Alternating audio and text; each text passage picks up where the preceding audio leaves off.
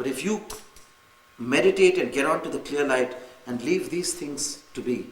But now this is not your work. This is not the work of a Hamsacharya to tell children, or Alcoholics Anonymous. This is not what we are focused about, are we? We're focused about Kriya Yoga and Hamsa Yoga and teaching the spiritual knowledge and healing. Yeah. Now there are other groups who are working only for AIDS, other groups only for Alcoholics Anonymous. But you run into Aren't family, we going off the point? friends, everybody, every day who have that kind of, certain kind of things that have happened, or I do anyway. And I always want to do everything I can to help, but I don't know if I'm doing the right thing. Well, you can help by giving them the path of God. Give them Kriya Yoga. Mm-hmm. Give them the earth peace meditations. And give them courage. That's all you can give them. You cannot give them your soul. You cannot take on their karmas. You're not a Superman like Sri Yukteswar or Babaji or Ramakrishna or Jesus. That you cannot take on the sins of humanity. It needs a Superman for that. And we cannot tamper with the karmic law more than what is necessary. You cannot tamper with their DNA. Is that an ego trip, thinking that we can do that sometimes? It's an ego trip, yeah. It's an ego trip. This is, if you're getting really deep into it, it's definitely an ego trip. That you can think you can cure AIDS and you can think you can do anything in the world. And why not? I mean, man has an ego. So the ego will trip. And someday it will trip so bad that it won't get up again. So yes. But what if we have to make choices? And I take Matt's question, and that's also part of my question. Mm-hmm. We have to take choices every day. Now, let's say and this is totally fictional, but to stay with that example of an abused child, let's say you know a child that is being abused, okay? Do you say, it's karma that needs to be worked out, and you let it be? Or do you try to do something about it? Do you report the abusive person to the police or something? Can I ask you a question? Firstly, I've already answered this question. I've said that does not mean that we sit still. We still go and help them. Knock them on track. We knock them on track. We make our best. But can I ask you another question? When the father or the brother or whichever relative was abusing that child, or whichever elderly woman was abusing the small boy, did she ask this question? Which you are making us ask? It's just a counter question. When an abused child who has been sexually molested by another elderly person, say it's their relatives or say it's some other man from outside, where the man, before abusing that girl or having sex with that girl, did he ask this question, is this good for the girl? Am I doing a karmically right thing? No, of course. Was it not his responsibility to ask? Was it not his responsibility to ask whether he should tamper with the girl and abuse her? Was it not? Is that not a flaw in society? Who's going to pay the burden of this karma? Who is going to pay the burden of this karma? Who is responsible for this? Who's going to be smitten by the hand of God, if at all, that is a sin? That man. And we are leaving the culprit alone, and we are getting to us, and we are feeling guilty for all the people who have been molested in their childhood. What the hell? It is those people. It is those people, it is that parent who's gone to his daughter with the Oedipus complex and has wanted to have an incest with her. It is that boy who has killed his father to have sex with his mother, which is an Oedipus complex. They are the ones who should ask.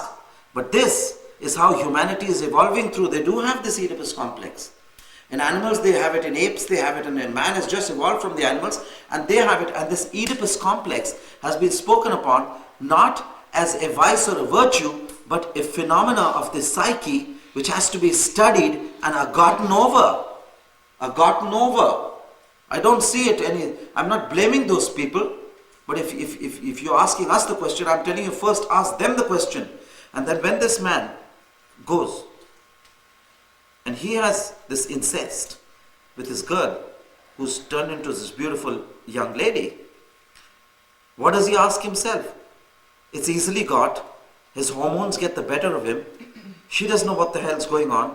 And he goes ahead and he relates with her. And after that, He gets this feeling of guilt and so does she.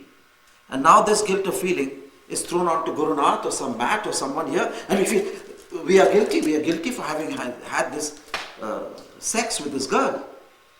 We have had it, not that man. Why should we have this feeling? This is karma, let me tell you. This class is strictly spiritual. We are going upon the path. This is a bifurcation. So the karmic law, number one, will take care of this. That man will be punished. Not because he's done a vice or a virtue. Every action has an equal and opposite reaction. The law of karma is cold and exact. If there is a machine, saw cutting machine, and it's your favorite machine and you have made it yourself, you are the father and that's your child, you put your little finger there and see what happens. Finger is gone. No emotions felt. So that guy will have to pay for it. This thing which is happening in society, which is not a vice or a virtue, which is just a process of evolution. People are evolving from this state. You can call it a Timbuktu, or you can call it a ha-ha or hoo-hoo or guilt or fear. I don't know what you can call it, that's up to you. But for me, this is an evolutionary process. And it's a sorry thing that they are passing through this state. In the Bible there's an example that the man was old and there was no seed on the earth. The seed had to be multiplied. So the daughters got the old man drunk and they had incest with him and they conceived from him, and then generations carried on. Have you read this in the Bible in the Old Testament? Yeah. Yes. Right? So it is there. It happens. So be steady. Let's take a cool mind about this. We are all matured people. I really do not know what they mean by vice and virtue. I think this is a very, very relative term, concerned firstly personally with each individual. Okay? But from what you're saying, there's still right and wrong. Because you talk about justice and you talk Right about and wrong are punishment. just words. They're relative. I could just call it bong and tong. It's just, I mean, I could say this is bong and this is tong. These are words. I mean, who is to decide, Stefan, when one country is fighting the other? Who is to decide in the elections for the American presidency whether Bush is right or Gore is right? Well, all the Democrats will say that Gore is right. All the Republicans will say that Bush is right. I tell you, both are right and none are right, because this is a relative term. It is their business and their party's business. So both sides will have an equally strong argument. So the yogi does not mess up his mind or waste time in these arguments of the Democrats or Republicans or the Oedipus complex and this and that. He just sets his simple asana straight, goes into no mind and moves. The truth. The truth is that which is through experience. The truth, even that is a relative truth, but comparatively in the world, if he says he'll breathe through you, he must. If he says he'll give you no mind, he must. Person who walks his talk is closest to the truth. No matter how much of a hanky-panky talk you have, or whatever you say, that is all intellectual gymnastics. And it's the juxtaposing of the mind, jugglery of the mind. So if we lay our jugglery of the mind and our intellect, of course, each one is more intellectual than the other, so who are we to listen to? And if everything is based on the standard of light, it's not even a fraction of a second in the travelers, the scenario of the whole universe. It will take billions and billions of light years for light itself with 300,000 kps to cover the whole universe. It may never do it. It may change. And what is it called when it goes faster than 300 kilometers? It turns back, reverses and goes before. Is it called dark light or something?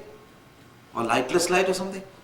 So these are all relative terms. I mean, for me personally, I speak for myself, I do not waste my time in this vice and virtue phenomenon. I give them strength and courage. I say, forget the past, get onto the track, get to the goal.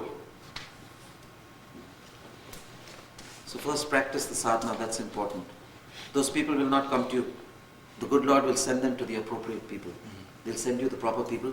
Your spiritual magnetism will attract the proper people to you. Your spiritual magnetism will attract it. They will not come. They come because you attract such people. You will attract the people you deserve. So So